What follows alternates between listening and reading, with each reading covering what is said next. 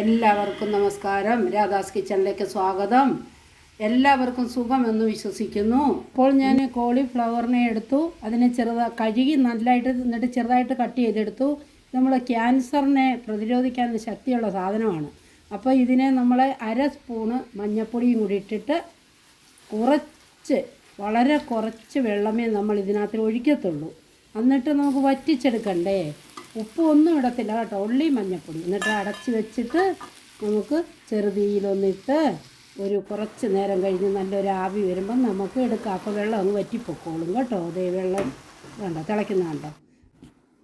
ചീനിച്ചട്ടി ചൂടായി 2 സ്പൂണ് എണ്ണ ഒഴിക്കുക, ഇഷ്ടമുള്ള എണ്ണ ഒഴിക്കുക.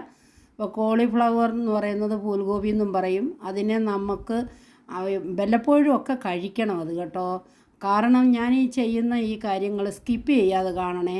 കാരണം നമ്മുടെ കേരളത്തിൽ ഒരുപാട് ക്യാൻസർ പേഷ്യൻ്റ്, കേരളം നല്ല മൊത്തത്തിൽ കേൾക്കാം. അപ്പോൾ അതുകൊണ്ട് നമുക്കും ഇത് കഴിക്കാം, ഉണ്ടാവാതിരിക്കട്ടെ ക്യാൻസറൊന്നും. കോളിഫ്ലവറിൻ്റെ കൂടെ നമ്മൾ വേറെ ഒരു സാധനവും കൂടെ നമ്മൾ ഇതിനകത്ത് ചേർക്കുന്നുണ്ട് കേട്ടോ. എന്നിട്ട് അതിനെ സ്കിപ്പ് ചെയ്യാതെ കണ്ട് അതേപോലെ തന്നെ ഉണ്ടാക്കിയെടുക്കണം. 1 സ്പൂണ് ജീരകം ഞാൻ ഈ എണ്ണ തിളച്ചു അതിനകത്തിലിട്ടൊന്ന് മൂപ്പിച്ചോട്ടെ. വേവിച്ച് വെച്ച പൂൽഗോപി ഉണ്ടല്ലോ, അതിനെ വെള്ളമില്ലാതെ ഞാൻ എടുത്തു.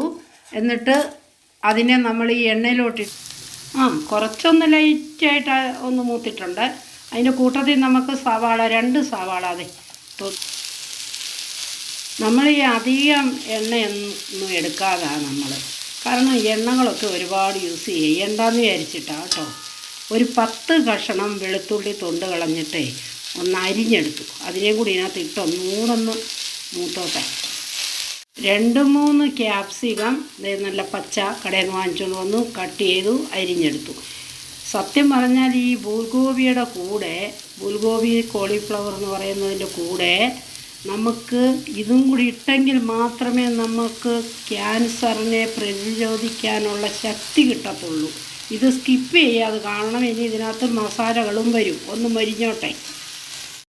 1 ടീസ്പൂൺ ഉപ്പിടുന്നു. അത് കഴിഞ്ഞിട്ട് 1/2 ടീസ്പൂൺ മഞ്ഞൾപ്പൊടി, 1 ടീസ്പൂൺ, 1 സ്പൂൺ നിറച്ച് വേണ്ട, ചെറിയ സ്പൂണിനെടുത്താൽ മതി. അതിന് മുളക് പൊടി, ചന മസാല 1 ടീസ്പൂൺ നിറച്ചെടുക്കണം. പിന്നെ നമ്മുടെ ഗരം മസാല 1 ടീസ്പൂൺ നിറച്ച് വേണം. ഇതെല്ലാം കൂടി ഇട്ടിട്ട് നമുക്കൊന്ന് ഇളക്കിയിട്ട് ഒരടപ്പ് വെച്ച് മൂടി സിമ്മിലിടുക. ഇടയ്ക്കിടയ്ക്ക് അത് പൊക്കിയൊന്ന് നമുക്ക് ഇളക്കി കൊടുക്കണം കേട്ടോ. ഞാൻ കാണിച്ചു തരാം. കൂടെ ഒന്നിച്ച് കൂട്ടി ചെറുതായിട്ടൊന്ന് അമക്കി. കാരണം നമ്മൾ വെള്ളവും എടുക്കൂല, അധികം എണ്ണയും എടുക്കൂല. അപ്പോൾ അതിന് വേണ്ടി എന്ത് ചെയ്യണം, സിമ്മിലിട്ടിട്ട് നമുക്കിതിനെ അടച്ചിട്ട് ഇടയ്ക്കിടയ്ക്ക് വന്ന് അടപ്പെടുത്തിട്ട് പിന്നെയും ഒന്ന് ഇളക്കണം. പിന്നെ അങ്ങനെ ഒരു 15 മിനിറ്റ് നേരം 2-3 പ്രാവശ്യം അടപ്പ് പൊക്കിയൊന്ന് ഇളക്കിക്കൊണ്ടിരിക്കണം. അപ്പം നമുക്ക് ഓക്കെ ആയി കിട്ടും. ഞാൻ കാണിച്ചു തരാം. 5 മിനിറ്റ് കൂടിയപ്പോൾ ഞാൻ എൻ്റെ അടപ്പെടുത്തു.